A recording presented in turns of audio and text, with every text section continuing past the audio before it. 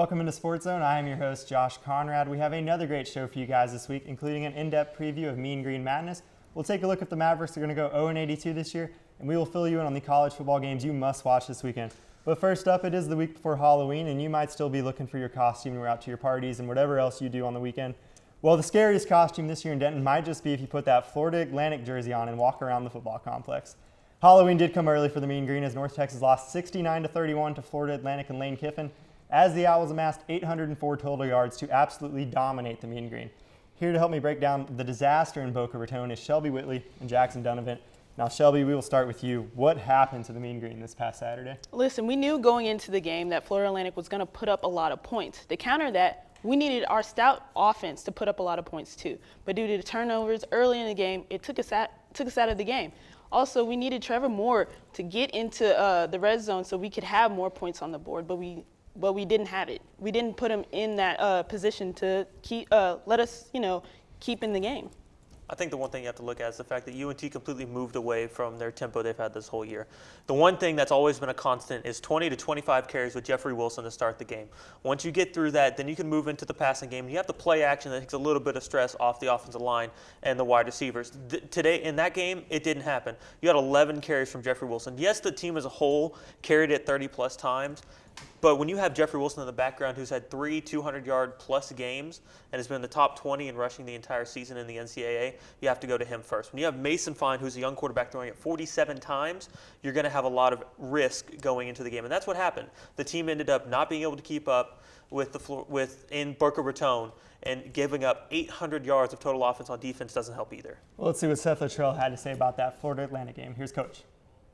The best thing to help you put a game like that behind you this past week is going out, getting back in the grind, and get back to work. So that's exactly what we've done. It's been a tough loss, but we have to learn from it, make sure we correct our mistakes, make sure we move on preparing the right way to win football games. And everybody has to look in the mirrors and make sure we do self-evaluation, making sure we're doing everything possible to make sure we're preparing the proper way. Our team goals are still all out in front of us. Undefeated at home is one of our goals as a team. Making sure that we win our bowl game is one of our missions. All of that's still right there in front of us. So we got to, again, learn from this past loss, our mistakes in this previous game, and moving forward, we need to do a better job of understanding what's going to allow us to accomplish the mission together.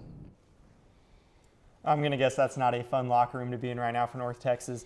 Guys, it's midterm season here at North Texas. We have all the midterm grades, all the tests going on right now. We're going to take a test for North Texas. You guys will be the professors. Obviously, their testing scores might have been higher if they had tested out 1 week earlier. But we will start. We'll do offense, defense, special teams. We're going to go offense first. Shelby, I want you to go first. Offense, what is their grade so far this year? I'd give them a B+. I think our offense has studs. Mason Fine, Jeffrey Wilson.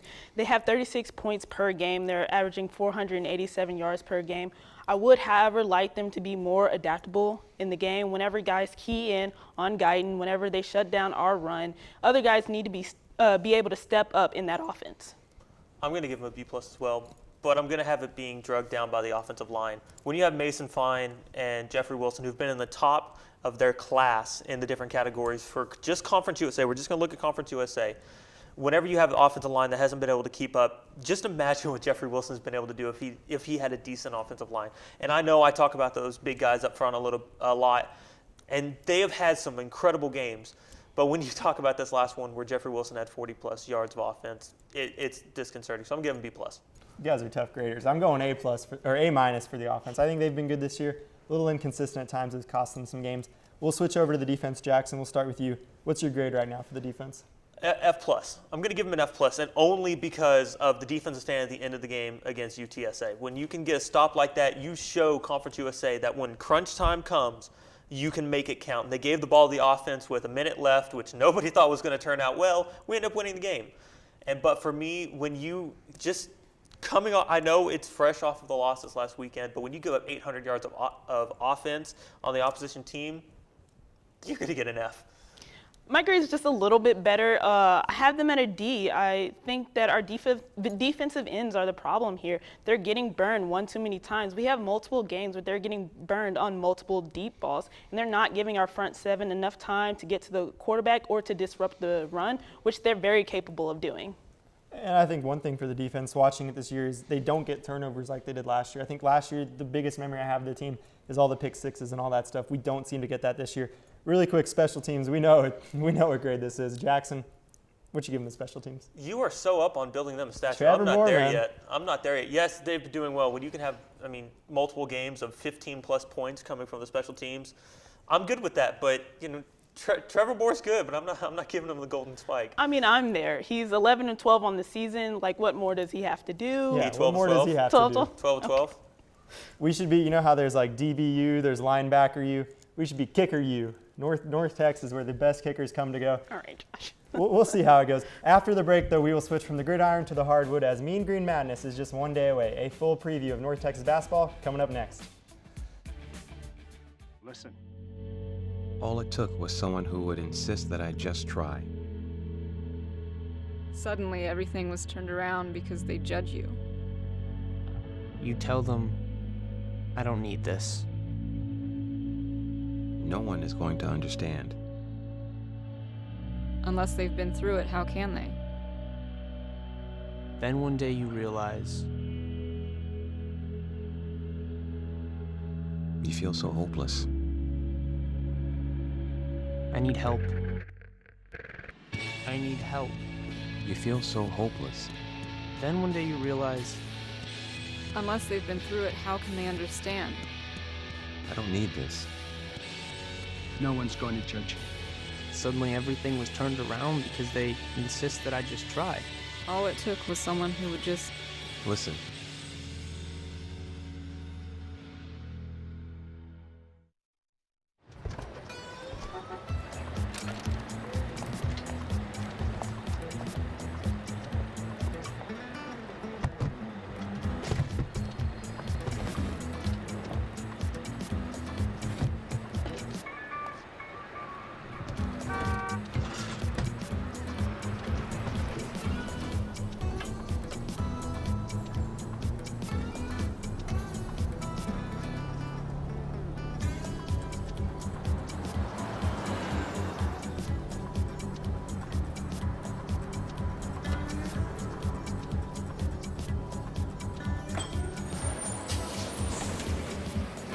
It's a short ride from your neighborhood to your naturehood.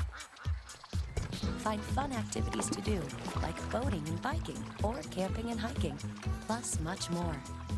To find a neighborhood park or green space near you, visit discovertheforest.org.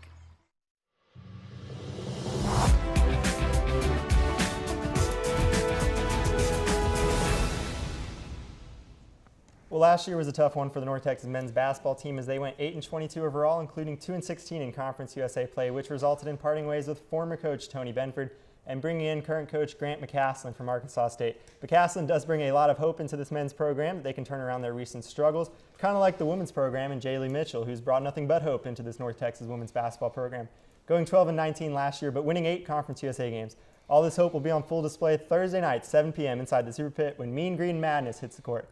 This year's event will feature a 3-point and dunk contest featuring the players, and not to mention this event is rave themed. Now, Jackson, I know you are our resident rave guy.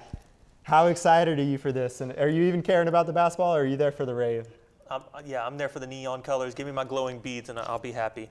No, honestly, I think it's good for the team to be able to have an event like this. It hopefully gets the fans out, fill the Super Pit for at least one game this year, and then hopefully moving forward they have a little bit of fun, get the ball rolling, and move into the games. I also agree. I mean, I love this. I love the rave theme. I love everything about it. It's exciting, and I think, having a new atmosphere like this is just going to bring a new energy to this team. And not to mention, if you guys are fans of the show, you can see our current one of our analysts, Kennedy Miller. He's an equipment manager out there. Look for him shagging balls. Guys, we'll look into a preview for this year. Obviously, we'll know more after the Mean Green Madness. But Shelby, we'll go with you. What are your expectations for these teams this year? I don't have a lot of expectations for the men's side just because they're coming off a really dreadful year, but I am looking for them to bring an entirely new energy. This is a fresh new team. They have 8 new recruits, so I'm just looking for energy to this team. I think one of the pluses is just the fact that if you win 5 conference games, you're no longer the worst team in the conference. That's going to bode well for this team moving forward. They have a lack of identity when it comes to rebounding that they're really going to have to work at moving forward. And when you go up against non-conference games like Oklahoma, Georgetown, Georgia Tech, it's going to be tough to be able to figure out who you are as a team. But when you move into conference play, I think the non-conference is going to help you a little bit because you're going to have seen the best of the best. And so they're going to go into conference play, hopefully get those 5 games, and maybe put themselves in a spot to make the conference tournament. And McCaslin, he's telling the team right now, our goal is to make the NCAA tournament. I think you have Ren Baker, you have Grant McCaslin right now. Men's basketball program going to be exciting. The women's will be too. But right now we will put our coaching hats on for you guys, Jackson and Shelby. We're going to do a little what would coach do. We're going to see how you guys would go forth this season, preparing the team. We'll go with the first question. Shelby, we'll start with you. Obviously there's been a lot of these warm-up games between teams. Kansas and Missouri have played. Texas A&M are playing tonight. Now North Texas doesn't have that. We don't have a big rivalry to play. So you go into your first game. You haven't really had a chance to play another team like that. What kind of approach do you have to get this team ready for that first game of the year? I mean, before the first game, I would have conditioning and scrimmages just be a huge point for them in practices because there's really no substitute for the real game time thing. So you must, try and stimulate it somehow during practice. I think for me, you have to be able to figure out who the leaders of the team are. When you're on the court, we have very few seniors on this team, so they're going to struggle a little bit being able to figure out who's going to lead this team moving forward. With me, the new coach has to step up. He has to be able to give the team the edge going forward, just being able to tell them that they might make the conference tournament this year. That's going to get them hyped, even if it may be a distant goal right now. To be able to put that thought in their heads, I think it's a good thing moving forward. Debbie Downer over here. We'll switch over to the women's team, a little bit more optimism over there. There's a lot of familiar faces coming back. What areas does this women's team need to improve in so we can go further in that Conference USA tourney? Oh, I think they just need to have better finishing on the year. They had a 4-game losing streak to close it out and to enter into the conference tournament. I think if they have a winning streak going into the conference, they can translate that into the tournament and hopefully get past the quarterfinals, which they've been knocked out twice the past 2 years. I also would love to see their turnovers decrease as well as their rebounding increase. Jackson, I want to hear something positive out of you. Do not tell me something negative. Give me some hope. I'm going to be a little bit more optimistic whenever you look at the end of the season last year. Yes, they had 4 straight losses going into the conference tournament, but 3 of those 4 losses were to the top 3 teams in the conference. And so it's tough being able to get momentum moving into the conference tournament. They were able to win a game, which is better than they had done the past few years, able to move into the quarterfinals, have a little bit more momentum moving forward. And I've been saying that a lot. Momentum is important, especially when you talk about these mid-major teams. They have to have momentum coming out of the tournament. And for this team, you have a lot of veterans coming back that they've played together. They don't have to worry about finding their identity moving forward. Now they just have to figure out how to win together. And Jaylee Mitchell has been absolutely incredible doing that. She's been able to get these girls to buy in, and if they can continue doing that by game 1 instead of halfway through conference like last year, I don't really know. I can't put an expectation on the team. That's better than what he said for the rest of the show. We'll switch back to the men's. Obviously, you have a senior in Tamara. You have 2 scoring leaders with Lawson and Woolridge coming back, 8 newcomers on this team. That's obviously tough to mix the chemistry, get it right. How do you set your starting lineup, and what's the best way to mix the old and the new guys together? I would have those 3 on my starting lineup, not just for their experience, but because they had the ability to improve during the season last year. So I want them for my leaders on the court. I would also have Roosevelt Smart in there for his scoring. He was averaging 18 points per game last year. And I also have the freshman Zachary Simmons coming in to mix up with the veterans just because of how well I think they can incorporate him into their game plan.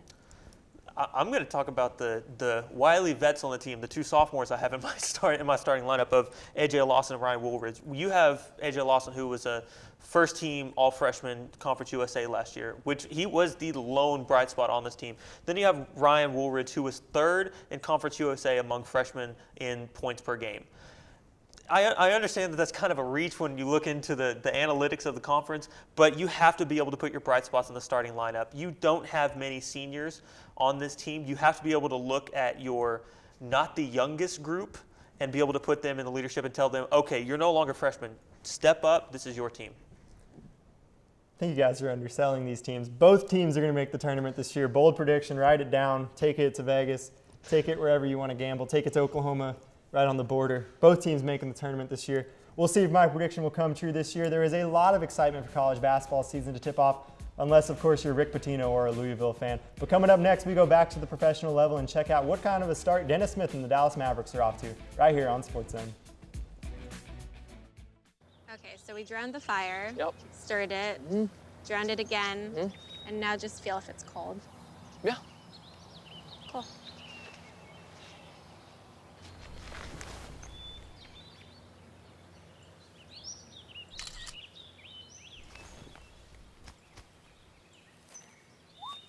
Smokey just gave me a bear hug. I know. Already posted it.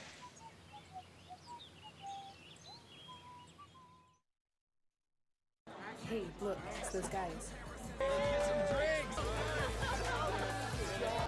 Are you good to drive? I'm fine. How many did you have? I should be fine. You should be. Go and step out of the vehicle for me. See ya, buddy. Good luck. So turns out, buzz driving and drunk driving, they're the same thing, and it costs around $10,000. So not worth it.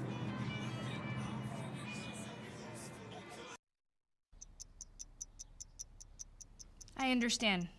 I know it's not your typical resume. Okay, well. But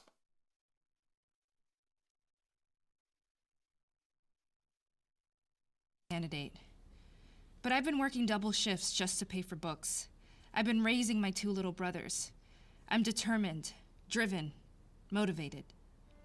Isn't that what you're looking for? Look beyond the resume and discover new ways to develop great talent at gradsoflife.org.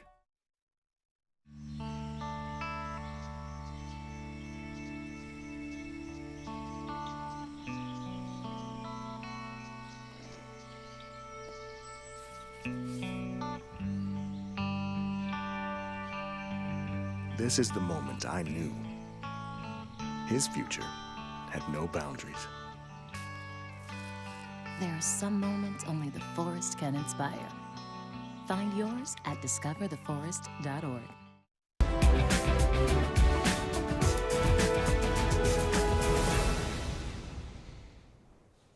Well, it's been a little over a week into the NBA season, and the Dallas Mavericks have yet to pick up a win in their 4 attempts. Dennis Smith Jr., though, has made national headlines for trying to dunk on Draymond Green and failing. He has looked promising in the 2 games he's played, and the wins might follow eventually. Playing the Warriors and Rockets in those first 4 games might be a little bit of the reason why they have yet to win. Jackson and Shelby, we have them back up here. Jackson, we'll start with you. Why are the wins not happening for the Mavericks, and should fans even care about this year? I think the fans should care a little bit purely because they've already bought an astounding number of season tickets for this early in the season. Mark Cuban made the comment that the fans are going to be proud of the team's identity right now. Right now, that identity is losing, so I'm not too hyped on this team. Shelby, really quick, one word. Should they care? No, but they should care about Dennis Smith Jr. All right, well, you know what they can care about? They can care about the Dallas Stars in hockey. We have our resident NHL guy, Joey and Jackson, here to break down the Stars. Well, guys, welcome on back to SportsZone. We're going to be talking a little Stars hockey. It's about that time of year, Jackson. You know, there were a lot of changes in the offseason. I like what I see so far. What about you?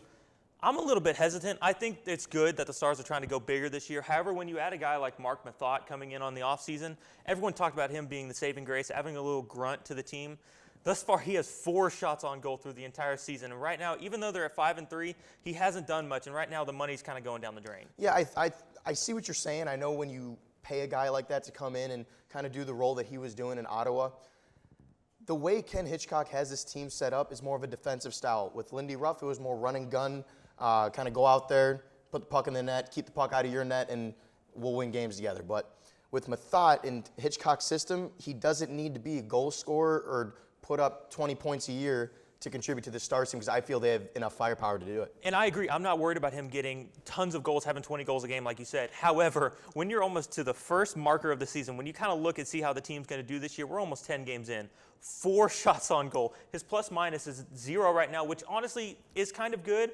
But whenever you have a player like Klingberg kind of taking the glory away from him and showing that it's better to breed from within instead of going out and spending a lot of money, which in past experience you have Spezza, who is not done as well this year either. You don't want to get me started on Spezza. I think Jason Spezza has gone straight down in terms of performance since we've picked him up from Ottawa. But it's kind of terrifying, though, when you talk about the Stars and the past experience. Just look at the last 3 years. When they throw their money at a player, right now you have Spezza, who had one good year, and then he was -7 last year in plus-minus. And now they're throwing their money at Mathot and Ben Bishop. Bishop thus far has been a good return, but Mathot so far has kind of been disappointing. But we haven't really talked about the new additions. Alexander Radulov from the Montreal Canadiens, Tyler Pitlick from the Edmonton Oilers. These are guys that needed or are going to contribute to secondary scoring. Pitlick had 2 goals the other night. Radulov, yes, he's not putting up the amount of points that they feel like they should be getting from what they paid him. But the thing is, Sagan and Ben are playing well enough that he really doesn't have that much pressure on his shoulders, so I'm willing to let him blossom a little bit more in Dallas. You brought up Pitlick. I'm really impressed with him thus far. Bringing him in from Edmonton. Edmonton was kind of blossoming as a young team and able to get one of the youth players that they got from that team, bring him in. With a team now that's trying to be a little bit more physical, it's nice to have someone who can still run and gun. Even though he has been making a few mistakes, he's young. This is only his 4th year in the NHL.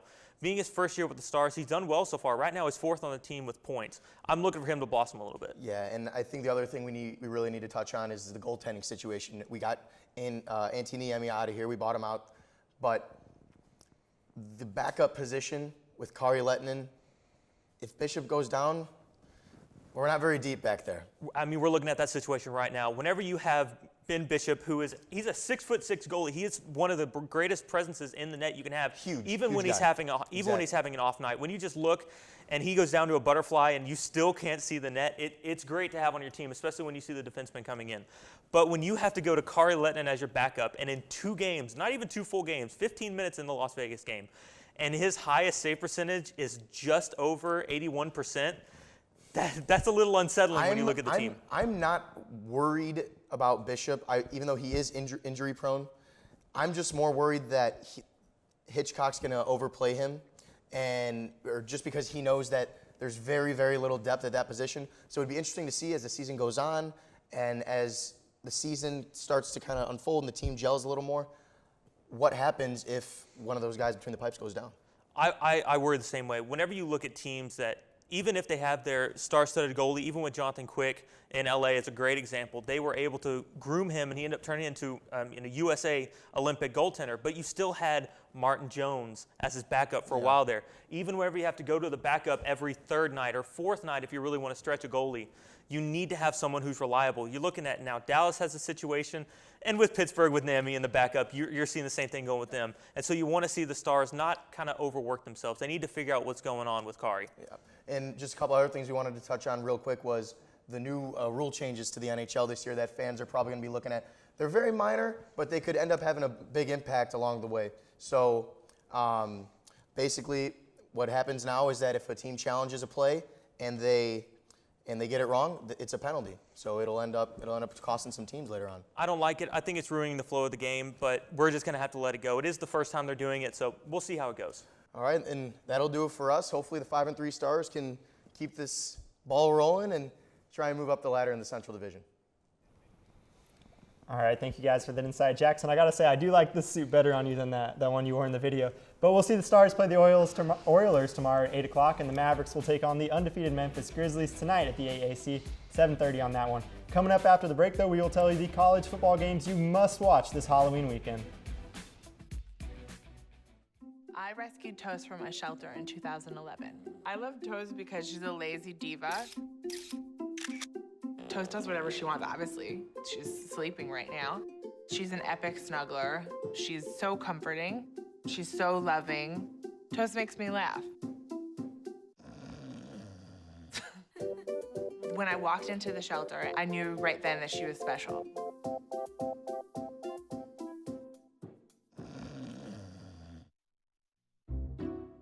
I'll never forget the day our landlord called and said, "Read your lease. No pets allowed." My owner tells him my dog ate the lease, but that didn't work. And now I'm stuck in a shelter. But this pit bull is ready for a new crib.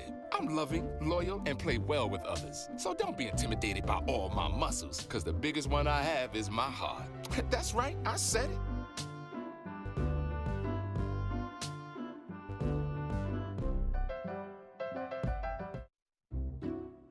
I'll never forget the day our landlord called and said, read your lease. No pets allowed. My owner tells him my dog ate the lease, but that didn't work. And now I'm stuck in a shelter. But this pit bull is ready for a new crib.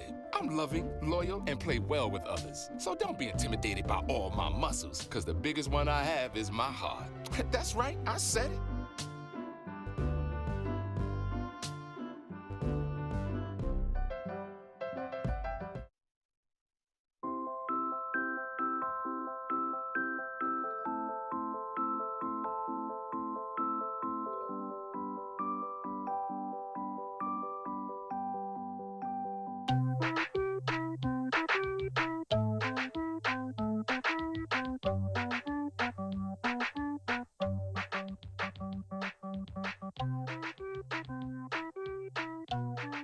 Start a story. Adopt at theshelterpetproject.org.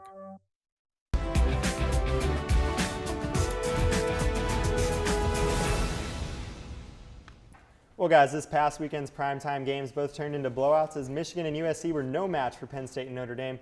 While those games may have been disappointing for college football fans, there is a silver lining as last week's disappointments make this week's games that much better. We know you'll be glued to your TV all Saturday watching college football, and we're here to help choose what you're going to watch this weekend.